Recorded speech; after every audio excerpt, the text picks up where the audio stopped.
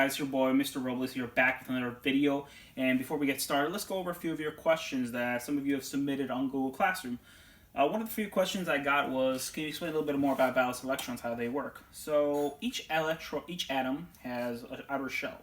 It's usually not filled. Now, as I said before, in the universe, everything wants to be balanced. Either have all their electrons or none of the electrons, but unfortunately that cannot be. What happens is, let's take, for example, sodium. Sodium has one balanced electron, chlorine has 7.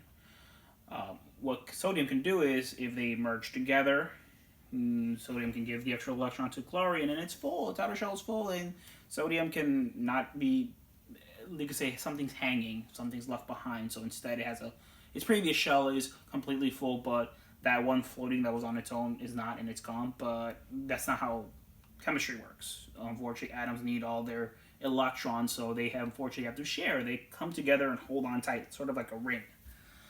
Another question I had was, how do they connect? They connect through electrons, through, you can say, forces, like positive or negative forces, in this case negative, but a little bit more into that, which we'll cover more in high school.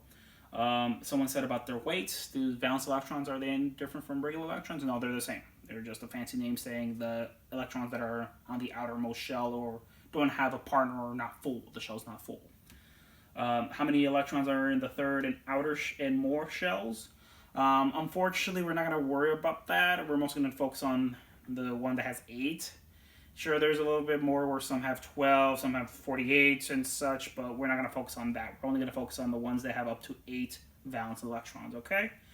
Let's go over two new topics. I will leave the third one for tomorrow's video, but the first one I talk about is ions. Ions is pretty much what we've been doing right now, where you have electrons being shared, in this case, let's say 1 or 2, between just two atoms that form a molecule.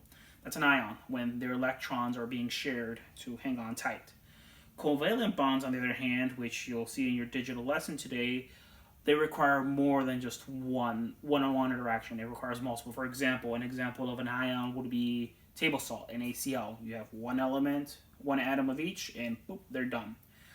They're a little bit more. It's a little bit more complex than that, but usually that's what the ion is when they're connected by their electrons. Covalent bond, on the other hand, it gets a little bit more tricky. For example, let's take water.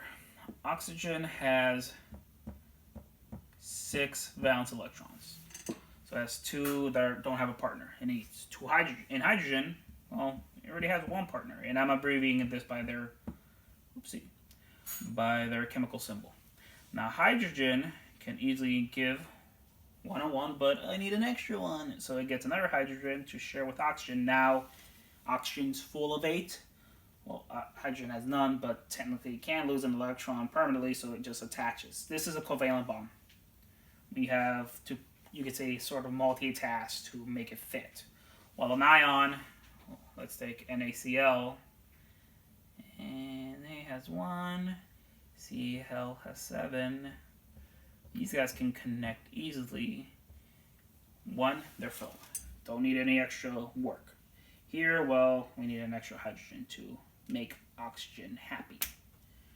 But yeah, that's the main difference between ion and covalent bonds. I expect a lot of you to have trouble with this, but over time you'll notice which is which. Ions, you could say, sort of go into covalent bonds, but for simplicity, just know ions, it's just electrons connecting and makes it simple, while a covalent bond requires multiple steps to connect here and there. Well, guys, for next time on tomorrow's episode, we'll talk about metallic bonds. But again, if you have any questions after you finish the digital lesson, please let me know in the comment section below. Make sure to like, subscribe, and hey, I'll catch you next time. Peace.